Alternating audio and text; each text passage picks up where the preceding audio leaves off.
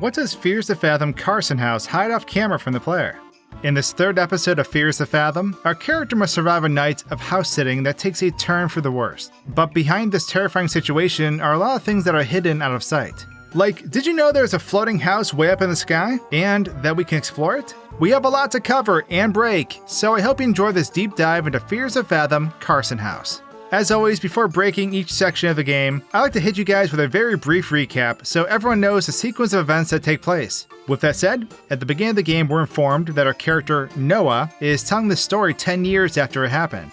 In a nutshell, he explains how his father, who is a realtor, has a client that needs his house to be watched over while he's out of town. Being easy money, Noah accepts this job, following with the first sequence. We start off in a laundromat, which threw me off at first. However, once the player finds a way down these stairs, it's fair to speculate that this instance may not be exactly real, as we enter this giant room.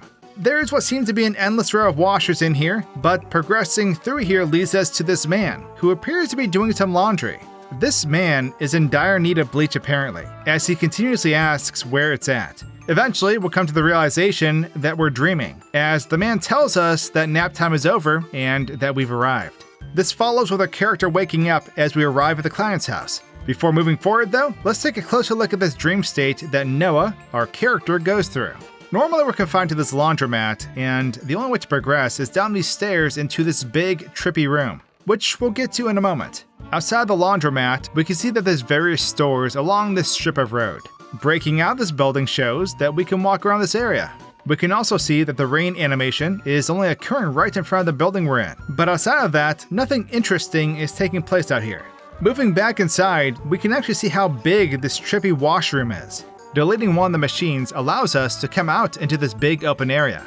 There's a cart out here, but beside that, it's simply just a giant space that we're able to traverse. Making our way to Dream Guy, as he's referred to in the files, we can see that he'll repeatedly wave with his deformed hand. As you can see though, I have a slight different interaction with him this time. However, this big boy still needs to know where the bleach is, and I sadly still don't have the answer. I will say, funnily enough, it was a bit more intimidating this time around while interacting with this extra large dude. This brings us back to where we were though, as we wake up in the back seat of Dad's car. So Noah's dad will tell Noah where the spare house key is and remind him to keep the doors locked. Upon leaving the car, we're supposed to make our way to the backyard so we can retrieve the house key from under a fake rock, but not before giving some much needed pets to this doggo. Anyway, we get the key and make our way into the house. We'll get a grace period where we're able to explore the house, which is fairly big, as you can see. Eventually, we'll get a text from Roy Carson thanking us for taking the house sitting job. We're also in another chat with Evelyn Cooper, who appears to be a possible love interest at this point. Mr. Carson will task us with feeding his dog Zeke, with the dog food being in the basement. Great, the basement. However, there's a flashlight we're able to get from the storage room, which ends up helping us search for the dog food down the cellar. Once finding and grabbing a can of dog food, we make our way to the kitchen, open the can, head outside, and fill Zeke's bowl. The dog will slowly but surely come to eat. At this point, Mr. Carson will message Noah asking for another favor, which involves fixing his computer. So I go back inside, grab the can opener for protection, and head on up to the computer room. This room is where we'll find our character throughout this episode for various sequences. This time around, it's to fix the computer. However, if you open the recycling bin first, there's a video in there called Guide to Being a Better Person. With that aside, you're supposed to go on the internet and download an antivirus program which ultimately fixes the computer. This in turn gives us access to the security cameras, which are a crucial tool throughout the game. At this point, Evelyn wants us to watch a show, so we'll make our way downstairs and begin to watch Cooking with Jeffrey. The show is entertaining, creepy, and funny overall. You're probably wondering though, what has taken place behind the scenes since we've exited our dad's car?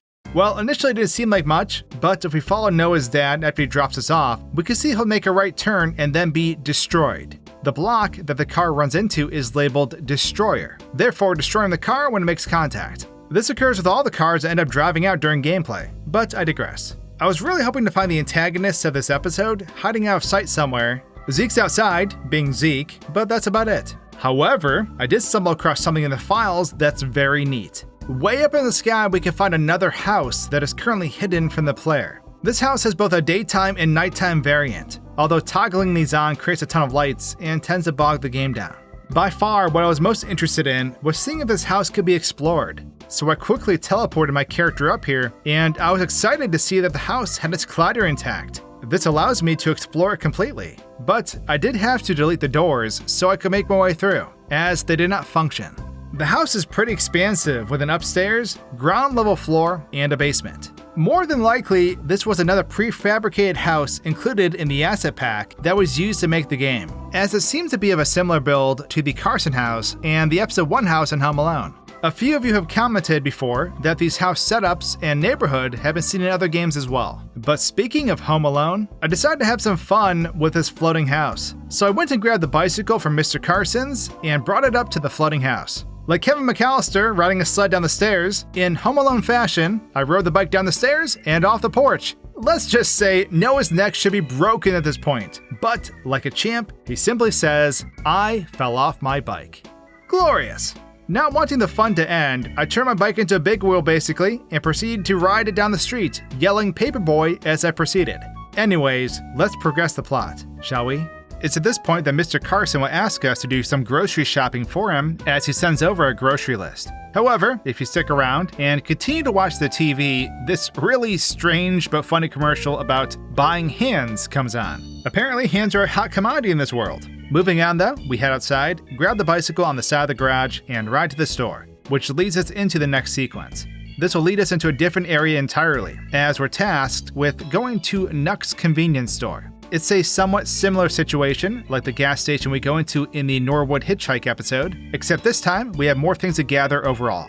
We also can help this random old lady that thinks we work here. She'll end up telling us she needs to find the mustard, which we can find and give to her. This is where we run into our friends Turner and Andy as well. They tell us that our girl, Kara, was just here. Through this conversation, we learn that Noah isn't dating her anymore, and that he's talking to someone else, which will be Evelyn, the person we've been texting throughout the game. Outside of that though, we simply gather the items from Mr. Carson's list, check out with the store clerk, and head back to Mr. Carson's house.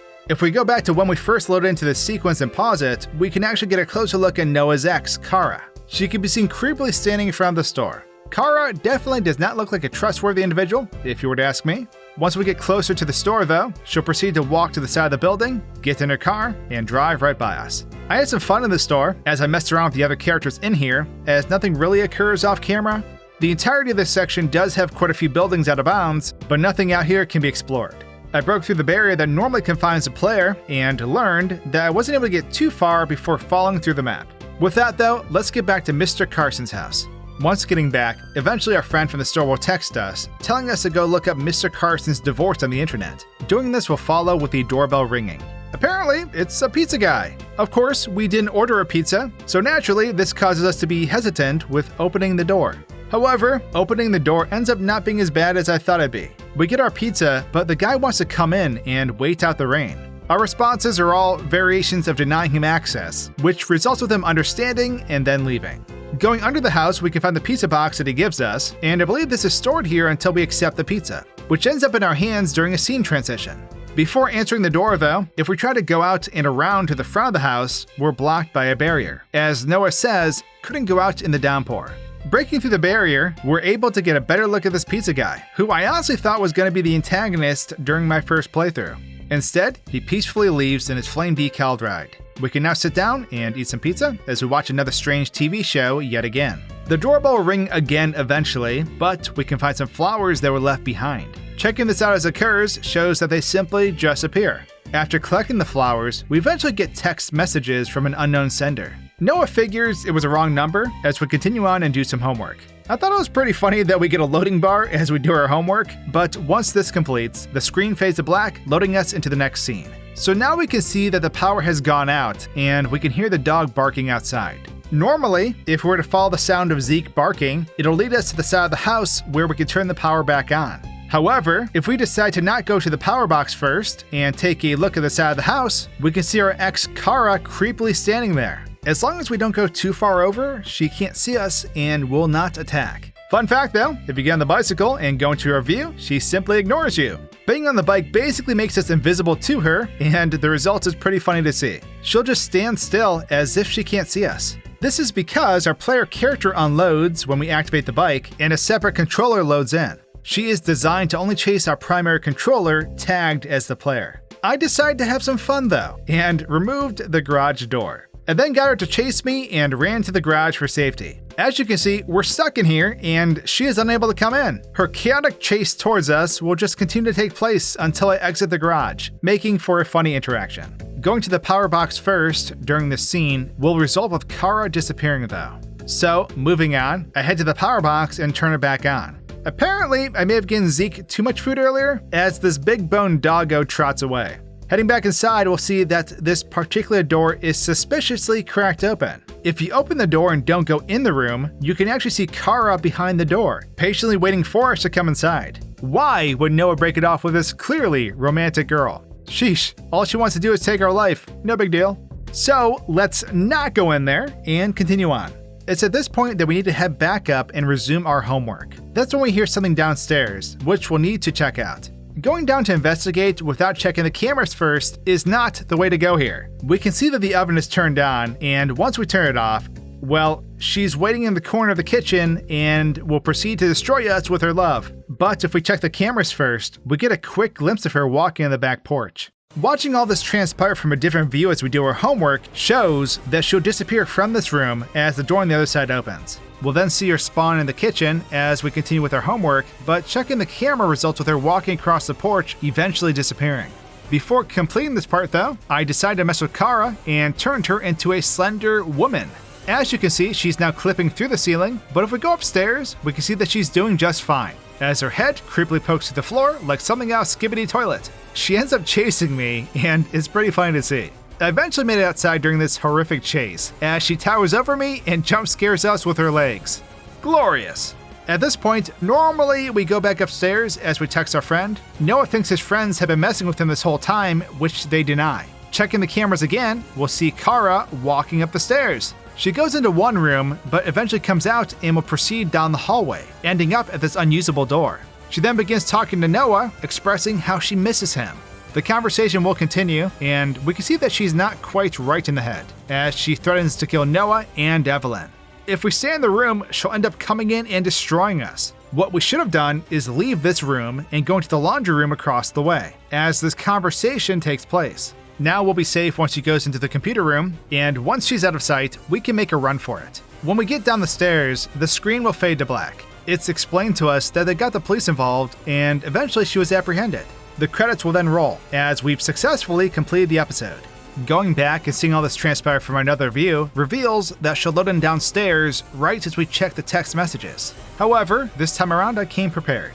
Before checking my texts, I decided to go get the bicycle and ride it all the way up and into the computer room. I will say it was sort of difficult to ride this bike in the house, but not impossible. If you remember, the bike essentially hides us from her view if we're riding it. And as you can see, she walks right into the room with no idea where we are. She'll eventually walk up to the computer desk and will remain here indefinitely. I found this to be a hilarious way to beat the game, as I have a pretty difficult time getting the bike back downstairs. I don't know how I exactly did it, but I ended up getting stuck in the house and eventually found myself scaling the ceiling. Once I got myself out of the mess though, I realized that the bike allowed me to skip the trigger that would normally cause the game to end. This resulted with the game never ending. I was able to go back upstairs and find that Kara was no longer hostile towards me, as she just stands there thinking about her life choices. There's not much to see in the credits area, as the only difference here is this patrol car in front of the house. But with that, that's everything I was able to find and break in Fears of Fathom 3. I hope you guys enjoyed my broken adventure, subscribe if you did, and I'll see you in my next game break real soon.